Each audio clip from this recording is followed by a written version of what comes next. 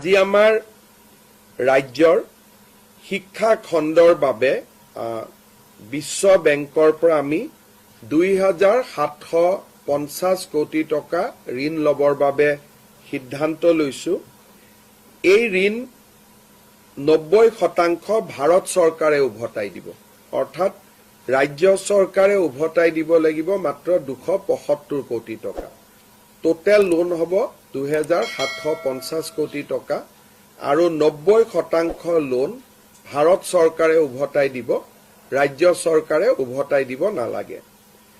এই ২৭৫০ কোটি টকা ঋণেৰে আমি শিক্ষকসকলক বিজ্ঞান অংকৰ ওপৰত ট্ৰেইনিং কৰা, হেডমাষ্টাৰ প্ৰিন্সিপালসকলক মেনেজমেণ্ট ট্ৰেইনিং দিয়া, সায়েন্স এণ্ড টেকনলজিৰ ওপৰত কাম কৰা আৰু ড্ৰপ আউট ৰোধ কৰাৰ বাবে এই পুঁজি ব্যয় কৰা হ'ব। এই পুঁজিৰ জৰিয়তে ৰাজ্যৰ ৪০০খন স্কুলক সুন্দৰভাৱে নিৰ্মাণ কৰিবলৈ ৩ কোটিৰ পৰা ৫ কোটিকৈ টকা স্কুলত ব্যয় কৰা হ'ব আৰু ১৭৩৩টা অংগনবাদী কেন্দ্ৰকো এটা সুন্দৰ পৰ্যায়লৈ লৈ অহাৰ বাবে প্ৰতিটো অংগনবাদী কেন্দ্ৰতে ২৫ লাখ টকাকৈ ব্যয় কৰা হ'ব 1733 অংগনবাদী কেন্দ্ৰত। ৰাজ্যৰ শিক্ষা খণ্ডত ই এক নতুন দিগন্তৰ সূচনা কৰিব। আমি বহুদিনৰ পৰা জাপানত অসমৰ শিক্ষিত ল'ৰাক চাকৰিৰ বাবে পঠিয়াবৰ বাবে এডভান্টেজ অসমৰ সময়ত কৰা চুক্তিৰ বিষয়ে আলোচনা কৰিছিলো। জাপানৰ পৰা ৩টা কোম্পানীয়ে জাপান চৰকাৰৰ পৰা বিধিবদ্ধ অনুমতি লৈ অসমৰ যুৱক যুৱতীসকলক জাপানীজ লেংগুৱেজত শিক্ষিত কৰিব খুজিছে। জাপানৰ এই কোম্পানী ৩টাৰ নাম হ'ল এছিয়ান ওৱান কোম্পানী লিমিটেড, জেচিক্স ভেঞ্চাৰ লিমিটেড আৰু মাইকো কেৰিয়াৰ পাৰ্টনাৰ্ছ লিমিটেড। এই ৩টা কোম্পানীয়ে অসমৰ ল'ৰাক জাপানী ভাষাত শিক্ষিত কৰিব আৰু জাপানত নিশ্চিত নিয়োগৰ সুবিধা দিব। আৰু জাপানত যেতিয়া আমাৰ ল'ৰাই কাম কৰিব, ইণ্ডিয়ান ৰুপিজত মাহত প্ৰায় ২.৫ লাখ টকালৈকে উপাৰ্জন কৰিব পাৰিব। এই বিষয়ে আমি এই ৩টা কোম্পানীয়ে অসমত অহাৰ পিছত আলোচনা কৰাৰ পিছত আমি আৰু আপোনালোকক তথ্য দিব পাৰিম।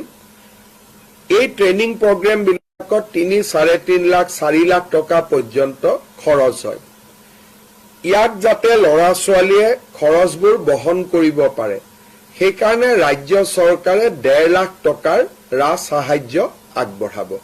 বাকী টকা ষ্টুডেণ্টে বেংকৰ পৰাও ল'ব পাৰিব বা নিজেও ইমানখিনি পুঁজি তেওঁলোকে ব্যয় কৰিব পাৰিব।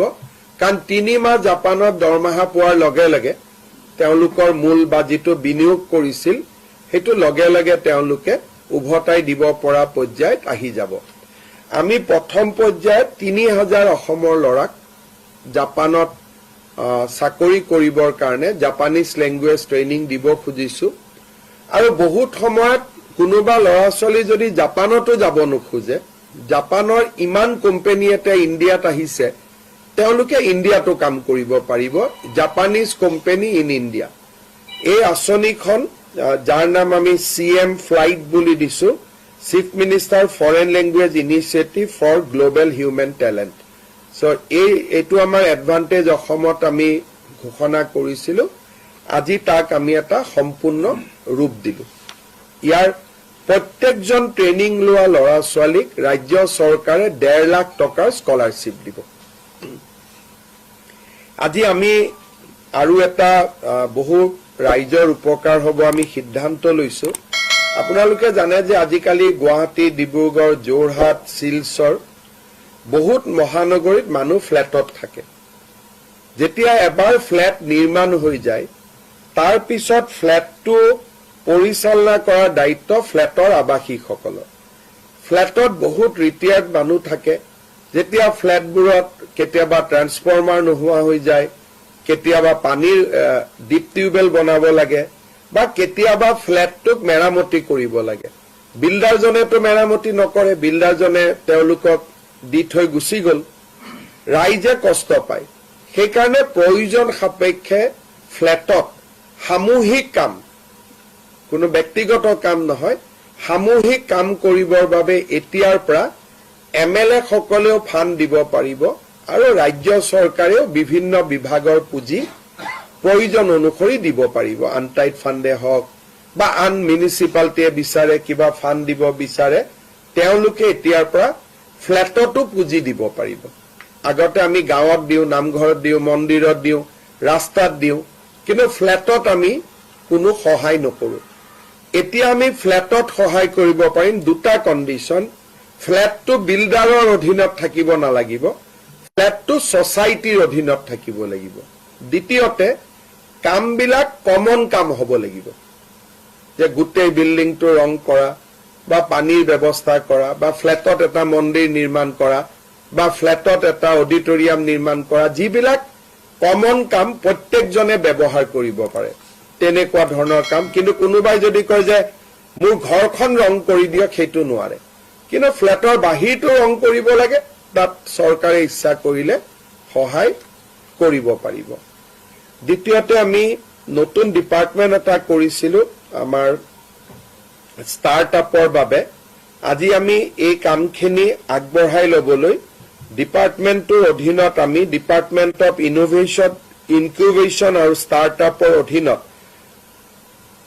Assam innovation and startup foundation নামে ছেকশ্যন 8 কোম্পানী এটা গঠনৰ অনুমতি দিওঁ আমি লাহে লাহে ষ্টাৰ্টআপ ইক'চিষ্টেমটো শক্তিশালী কৰাৰ কাৰণে এই সিদ্ধান্ত গ্ৰহণ কৰিছো ই ৰাজ্যৰ ষ্টাৰ্টআপসকলক যথেষ্ট সহায় কৰিব আজিৰ কেবিনেটত মুখ্যতঃ এইকেইটা সিদ্ধান্ত গ্ৰহণ কৰা হৈছে অতিৰিক্তভাৱে মিছন বসুন্ধৰাৰ অধীনতো আৰু 500টা অনুষ্ঠানক আজি কেবিনেটে ভূমি আবণ্টন কৰে নামঘৰ মন্দিৰ বা চৰকাৰী কাৰ্যালয় এই ধৰণৰ শিতানত সামূহিক যি অনুষ্ঠান সেই অনুষ্ঠানৰ বাবে আজি ভূমি দিয়া মঞ্জুৰি কৰে যদি আপোনালোকে কিবা সুধিব পাৰে আমি যোনে কৰে আমি তেওঁলোককে আগবঢ়াই দিম তাতে আমি এতিয়া 3টা কোৰ্স লৈছো যোনে ড্ৰাইভাৰ হ'ব খোজে সেকেন্ড যোন আইটিত জয়েন কৰিব খোজে লো লেভেল আইটি হলেও কথা নাই আইটিত যাব খোজে থাৰ্ড নাৰ্ছিং তাৰ পিছত আমি আৰু এটা এটাকৈ যোগ কৰাই গৈ থাকিম ইঞ্জিনিয়াৰ হওক ডিপ্লোমা হওক লাহে লাহে আমি তাক বঢ়াই লৈ গৈ থাকিম বৰ্তমান এই 3টা কোৰ্সত আমি অক্টোবৰৰ পৰা আৰম্ভ কৰিম কিন্তু ইয়াৰ কোনো লিমিট নাই